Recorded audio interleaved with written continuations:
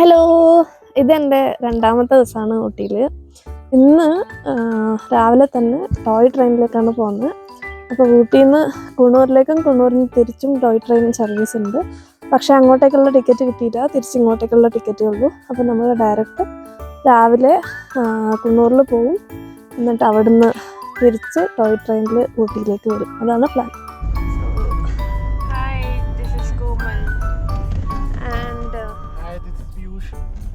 Hi Mubashir.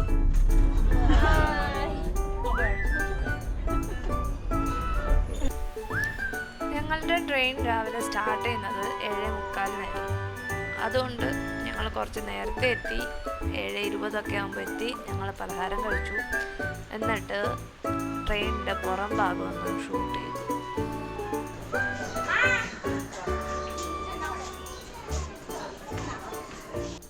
ഇത് കാണുമ്പോൾ നിങ്ങൾ വിചാരിക്കരുത് ഞങ്ങൾ ഡയറക്റ്റ് ട്രെയിനിൽ കയറാൻ പോവുകയാണെന്ന്. ഇത് ചുമ്മാ ഷൂട്ട് ചെയ്യാൻ വേണ്ടിയിട്ട് ഞാൻ പുള്ളിക്കാരിനെ കൊണ്ട് ചെയ്യിപ്പിച്ചതാണ്.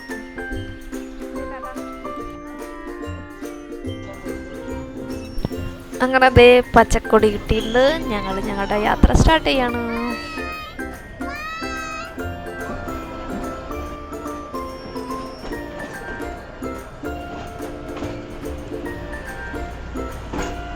ഞങ്ങളുടെ ട്രെയിൻ ഇത് സ്റ്റേഷനൊക്കെ വിട്ട് അങ്ങനെ മുന്നോട്ട് ഓടിക്കൊണ്ടിരിക്കുകയാണ്.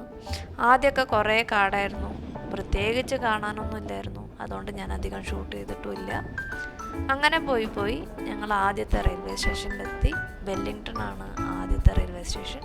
ഇതുപോലെ ഊട്ടിയുടെയും കുണ്ണൂറിൻ്റെ ഇടയിൽ കുറേ റെയിൽവേ സ്റ്റേഷൻസ് ഉണ്ട്. ഇത് കണ്ടോ, ആൾക്കാരെങ്ങനെയാണ് സിഗ്നൽ കാണിക്കുന്നതെന്ന്. ഓരോ ബോഗിയുടെ അറ്റത്തും ഇതുപോലെ സിഗ്നൽ കാണിക്കാൻ വേണ്ടിയിട്ട് ഓരോ ആൾക്കാരെ നിർത്തിയിട്ടുണ്ട്. അതെന്തിനാണെന്ന് വെച്ചാൽ ട്രെയിനിൻ്റെ എൻജിൻ ഏറ്റവും പുറകിലാണ്. അപ്പോൾ ലോക്കോ പൈലറ്റ് ഇരിക്കുന്നത് ഏറ്റവും പുറകിലാണ്. മുന്നിൽ എന്തെങ്കിലും ഉണ്ടെങ്കിൽ ലോക്കോ പൈലറ്റിനെ കാണാൻ പറ്റില്ല. അതിന് വേണ്ടിയിട്ട് ഓരോ ബോഗിയുടെ എൻഡിലും ഒരാളെ നിർത്തിയിട്ടുണ്ട്. അപ്പോൾ ഏറ്റവും മുന്നിലുള്ള ആൾ എന്തെങ്കിലും തടസ്സം ഉണ്ടെങ്കിൽ റെഡ് ഫ്ലാഗ്, അല്ലെങ്കിൽ ഒരു പ്രശ്നമില്ല മുന്നോട്ട് പോകാമെങ്കിൽ ഗ്രീൻ ഫ്ലാഗ് ഉയർത്തി കാണിക്കും. അതിനനുസരിച്ച് ഓരോ ബോഗിയിലും നിൽക്കുന്ന ആൾക്കാർ അവരുടെ ഫ്ലാഗ് ഉയർത്തി കാണിക്കും. അങ്ങനെ പൈലറ്റിന് മനസ്സിലാവും മുന്നോട്ട് പോകാൻ പറ്റുമോ നിർത്തണോ എന്നുള്ള കാര്യം.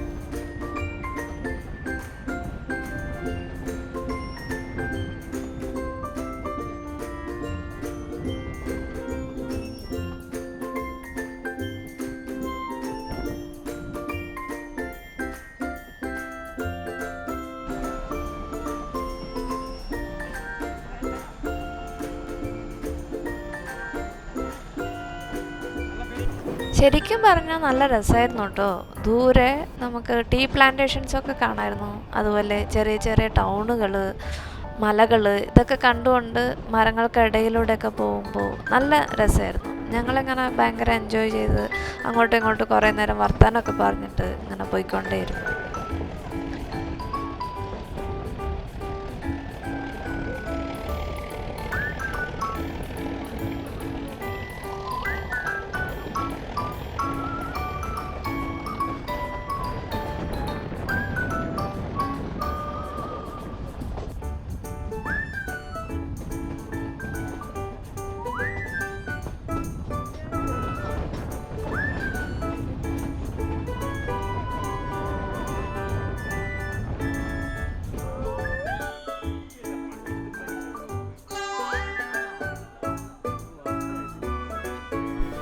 അങ്ങനെ നീണ്ട 2 മണിക്കൂറത്തെ ട്രെയിൻ യാത്രയ്ക്ക് ശേഷം ഞങ്ങളിത് ഊട്ടിയിലെത്തിയിരിക്കുകയാണ്. നിങ്ങൾ ഊട്ടിയിൽ വരുന്നുണ്ടെങ്കിൽ നിർബന്ധമായിട്ടും ടോയ് ട്രെയിനിൽ കയറണം. നിങ്ങൾ ട്രെയിൻ വഴിയാണ് വരുന്നതെങ്കിൽ കോയമ്പത്തൂർ ഇറങ്ങിയിട്ട് മേട്ടുപ്പാളയം മുതൽ ഊട്ടി വരെ ടോയ് ട്രെയിൻ ബുക്ക് ചെയ്യുക. അത് 4 മണിക്കൂർ റൈഡാണ്. അത് കുണ്ണൂർ ടു ഊട്ടി ടോയ് ട്രെയിനേക്കാളും കുറച്ചുകൂടെ ഭയങ്കര സീനിക്കാണ്. ടോയ് ട്രെയിൻ റൈഡ് ഇവിടെ തീരുകയാണ്. വീഡിയോ അവസാനിപ്പിക്കുന്നതിന് മുന്നേ ആയിട്ട് ഞാൻ എൻ്റെ കൂടെ യാത്ര ചെയ്തവരോട് ഈ ഒരു എക്സ്പീരിയൻസിനെ കുറിച്ച് ചോദിച്ചിട്ടുണ്ടായിരുന്നു. അപ്പോൾ അതും കൂടെ കണ്ടിട്ട് നമുക്ക് വീഡിയോ സ്റ്റോപ്പ് ചെയ്യാം. See you in the next video. Bye. എൻ്റെ കൂടെ കോഴിക്കോടുള്ള 4 പേരുണ്ട്. Hello, okay. നിങ്ങൾ എപ്പോഴാണ് ഇവിടെ എത്തിയത്? ഇന്നലെ ഒരു ഉച്ചയോടോ 11:30 ആകുമ്പോഴേക്കും. എന്നിട്ട് ഇത് ഇവിടെ ഒരു ടെമ്പിളിൽ പോയി ഏതാ മുരുകൻ ടെമ്പിളാണ് ഈ റോസ് ഗാർഡന്റെ അടുത്തുള്ള മുരുകൻ ടെമ്പിൾ മുരുകൻ പിന്നെ റോസ് ഗാർഡൻ പിന്നെ ഈ കൊമേഴ്സ് സ്ട്രീറ്റ് ഒന്ന് കുറച്ച് പർച്ചേസ് ചെയ്തു പിന്നെ കുറേ നടന്നു രാത്രി ഇങ്ങനെ